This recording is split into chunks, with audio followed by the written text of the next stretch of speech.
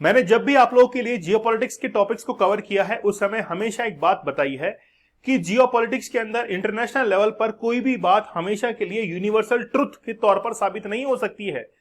China ने हर बार ये कोशिश की है कि वो सुपर पावर या फिर सुप्रीमेसी जो है वो अपने आप में स्थापित करे, लेकिन रियाद और तेहरान जो कि हमेशा ये कहते थे कि हम लोग एक दूसरे के कट्टर दुश्मन हैं, कभी भी एक नहीं हो सकते हैं, लेकिन 2023 के अंदर ये हुआ कि दोनों एक हो जाते हैं। मतलब दोनों के बीच में एक कॉम्प्रोमाइजिंग कंडीशन आ जाती है। लेकिन क्या ये बात सही है कि दोनों की जो कॉम्प्रोमाइजिंग कंडीशन है तेहरान की और रियाद की, क्या वाकई में वो सही है? क्या वहां के जो लोग हैं वो इस चीज को मानने के लिए तैयार हैं कि जो कल को दुश्मन हुआ करते थे, कट्टर दुश्मन हुआ करते थे, वो आज दोस्त बन गए हैं? 2023 के अंदर बीजिंग में 4 दिन की एक मीटिंग होती है, 6 मार्च से लेकर 10 मार्च के बीच में। उस समय चाइना मीडिएटर के तौर पर उन दोनों को संभालता है और ये कहता है कि भाई तुम लोग जो है ना वो वाकई में अपने ट्रेड रिलेशंस को और बढ़ाइए और दोनों की जो एम्बेसीज है उसको वापस से रीओपन कर लीजिए। इस बात पर दोनों सहमति जताते हैं और उसके बाद में सऊदी अरब और ईरान दोनों आपस में दोस्त बन जाते हैं कहने को। और इसका जो ताज है वो कौन ओढ़ता है? चाइना जो है वो इस ताज को अपने ऊपर रखता है कि देखो मैंने किस तरीके से इंटरनेशनल जियोपॉलिटिक्स के अंदर इन तमाम जो दुश्मन हैं इन दोनों को दोस्त बना दिया है। तो क्या वाकई में चाइना आगे आने वाले समय में सुपर पावर बन पाएगा? मैं अपने लेक्चर में आगे बढ़ूं उससे पहले 75 डेज का हार्ड चैलेंज जो कि मैंने अभी हाल ही में कंप्लीट किया है, इसको आप लोग जरूर ज्वाइन कीजिएगा। पोर्नोग्राफी के एडिक्शन से आप लोग किस तरीके से बाहर निकल सकते हैं, 75 टेक्निक्स मैंने आप लोग को बताई हैं, 75 रियल स्टोरीज हैं। आप लोग कम से कम एक बार इस कोर्स को जरूर कंप्लीट करें 75 डेज को, ताकि आपकी विल पावर, कंसंट्रेशन और फोकस इंक्रीज होगा। चैलेंज कूपन कोड यूज करना है जिसकी मदद से आप लोगों को डिस्काउंटेड प्राइस के अंदर ये अवेलेबल होगा।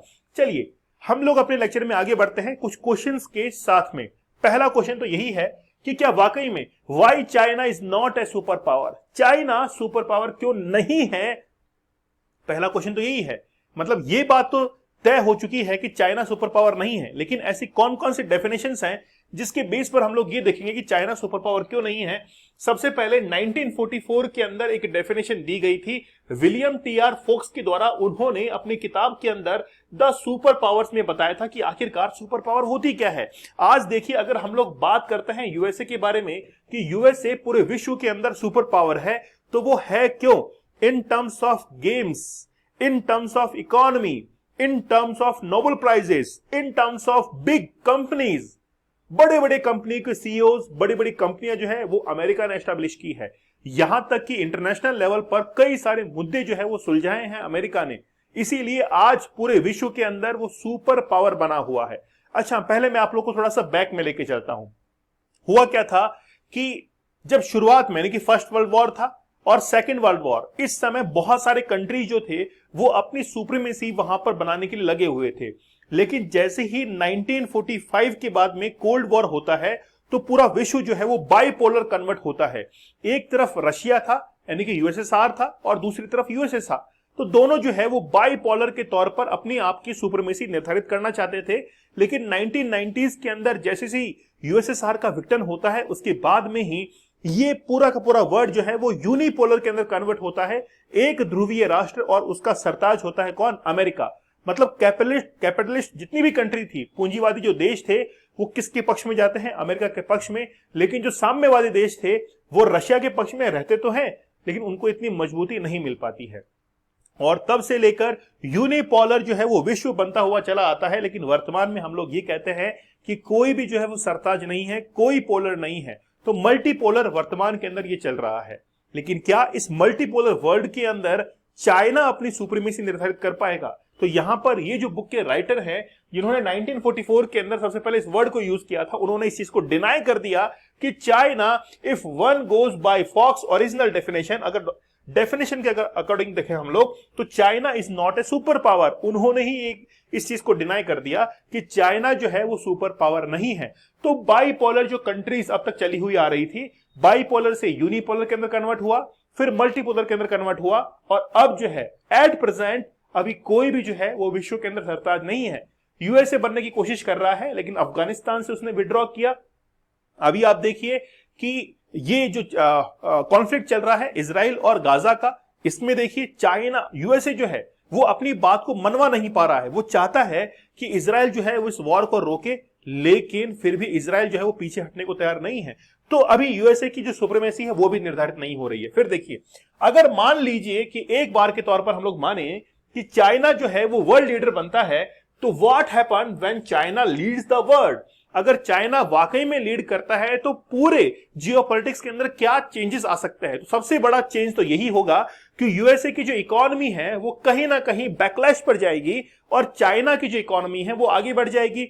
इसके बाद में चाइना ये चाहेगा कि जो कैपिटलिस्ट कंट्री है उनको कहीं ना कहीं वो पीछे की तरफ धकेले और उनकी जो कम्युनिस्ट विचारधाराएं हैं वो उनको आगे लाकर रखे। खास तौर पर जो मिडिल ईस्ट का रीजन है, वेस्ट ईस्ट का जो रीजन है, वहां पर जितने भी कॉन्फ्लिक्ट है उनको वो संभाले। लेकिन चाइना को यहां पर यह जरूरत पड़ेगी कि वो, जैसे अभी गाजा का और इजराइल का अभी जो वॉर चल रहा है उसमें उसका कोई भी कदम नहीं है, उसकी तरफ से कोई भी स्टेटमेंट नहीं आता है। इसीलिए ऐसे जो युद्ध हो रहे हैं वहां पर भी उसको कोई ना कोई स्टैंड लेना पड़ेगा, वहां पर उसको जो है वो कॉन्फ्लिक्ट को रिजॉल्व करना पड़ेगा। तब जाकर हम लोग कह सकते हैं कि चाइना जो है वो लीड कर सकता है पूरे वर्ल्ड के अंदर। एक क्वेश्चन और है, China is still a long way for being a super power. मतलब चाइना वाकई में अगर मान लीजिए सुपर पावर बनता है तो उसके लिए बहुत लंबा रास्ता जो है उसको तय करना पड़ेगा। क्यों? रिसेंटली आप देखिए कि कई ऐसे वॉर हुए हैं, जैसे यूक्रेन और रशिया का वॉर, वहां पर भी उसने रशिया का ही साथ दिया, जबकि उसको और किसी दूसरे तरीके से वहां पे प्रिटेंड करना चाहिए था। खास तौर पर इंडिया और पाकिस्तान की अगर मुद्दे पर बात होती है तो वो झट से पाकिस्तान की तरफ चला जाता है, जिसकी इकोनॉमी पहले से ही डाउन चल रही है।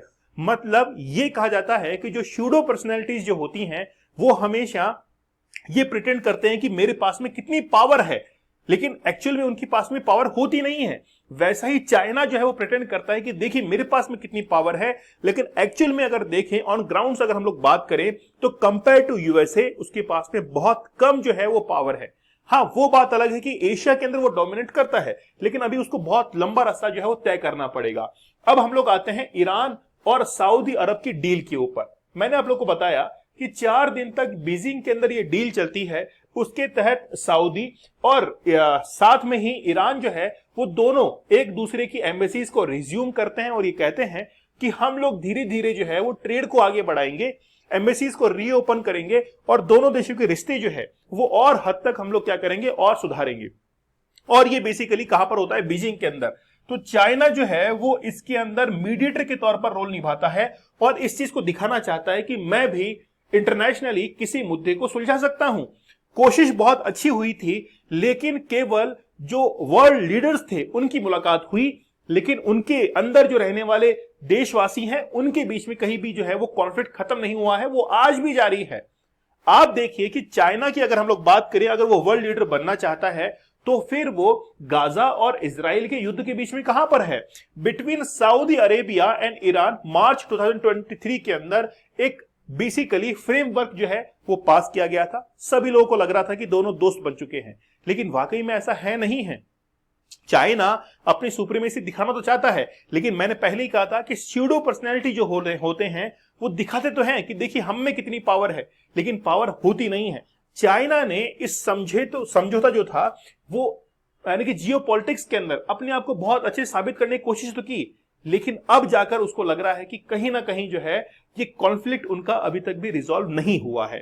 ठीक है। अच्छा, जो रिलेशंस है, अच्छा यहां पर देखिए आप लोग, in Gaza has enveloped almost all region political and diplomatic capacities across the Persian gulf. तो बेसिकली क्या है कि अभी वो गाजा के ऊपर कुछ भी नहीं बोल रहा है, इजराइल के ऊपर कुछ भी नहीं बोल रहा है, यहां तक कि बेंजामिन नेतन्याहू को इनवाइट करता है चाइना कि भाई एक बार हमारे देश के अंदर आइए और हमारे देश में आकर एक बार विजिट कीजिए। ठीक है। तो बेसिकली चाइना ने अपने स्टेट जो मीडिया है इसको कंट्रोल कर रखा है। आप लोग को पता होगा कि चाइना के अंदर जितने भी यूट्यूब्स वगैरह हैं ये कुछ भी नहीं चलता है, चाइना का मीडिया चाइना के हाथ में है। तो चाइना बेसिकली उनको बहुत अच्छे से कंट्रोल करता है। और बात करें रियाद की और तेहरान की, दोनों एक दूसरे के कट्टर दुश्मन थे।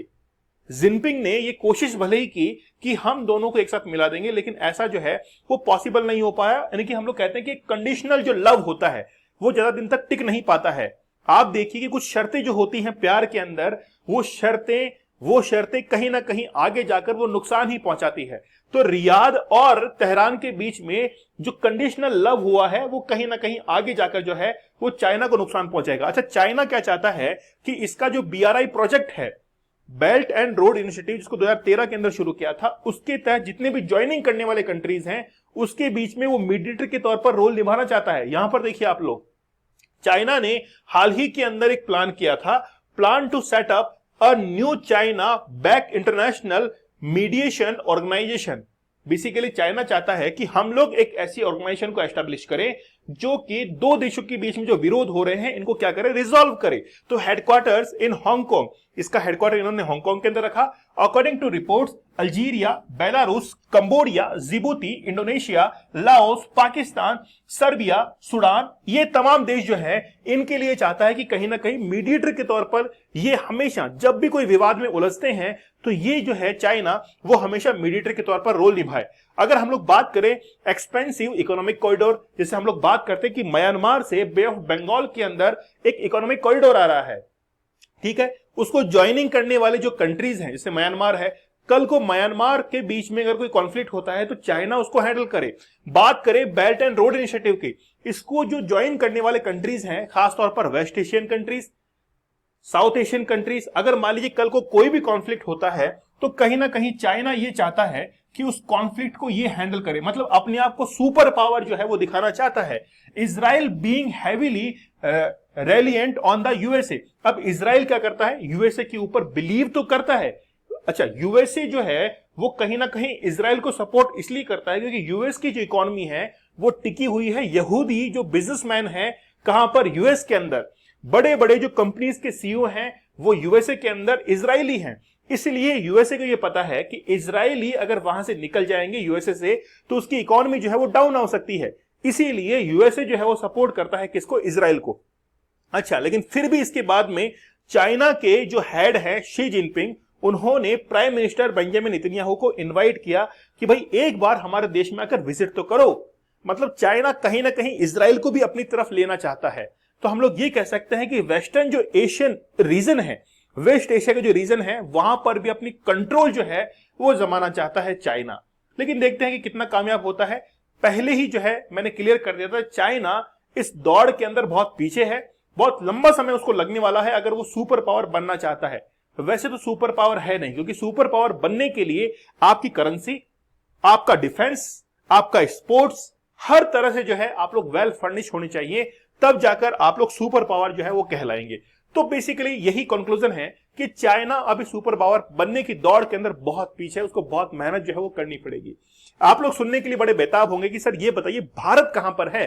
देखिए, भारत के साथ में बड़ा एक, यानी कि पहली बात तो ये है कि भारत की जिस हिसाब से पॉपुलेशन है उस हिसाब से ह्यूमन और ह्यूमन कैपिटल वो दोनों जब तक इक्वल नहीं आ जाएंगे भारत हमेशा पीछे ही रहेगा। चाइना ने क्या किया है, इसको अचीव किया है, अपनी ह्यूमन को ह्यूमन कैपिटल के अंदर कन्वर्ट किया है। भारत कहीं ना कहीं इसके अंदर पीछे है, लेकिन वो धीरे धीरे आगे बढ़ रहा है, तो भारत को भी और भी ज्यादा समय लगने वाला है। चलिए, आप लोग हमारे 75 डेज हार्ड चैलेंज के साथ में जुड़ सकते हैं। चैलेंज कूपन कोड आप लोग को यूज करना है। मेरा कहना ये आप लोगों से ये है कि एक बार आपको ये चैलेंज जरूर लेना चाहिए, अगर वाकई में आप अपनी will power, concentration, clear thinking और आप लोग जैसा सोचते हैं अगर वैसा हो, अगर आप लोग चाहते हैं तो जरूर इस कोर्स को ज्वाइन कीजिए। मतलब चैलेंज तो देकर देखिए एक बार। आप लोग दीपक इंदौर ऑफिशियल टेलीग्राम चैनल से जुड़ जाइए, यहां पर लेक्चर की पीडीएफ और क्विज जल्द ही शुरू हो रहे हैं आप लोगों के लिए। मैं जल्द ही 1 अप्रैल से यहां पर क्विज भी जो है वो स्टार्ट करवाने वाला हूं। मिलते हैं आप लोगों से अगले लेक्चर में, तब तक धन्यवाद, थैंक यू, जय हिंद।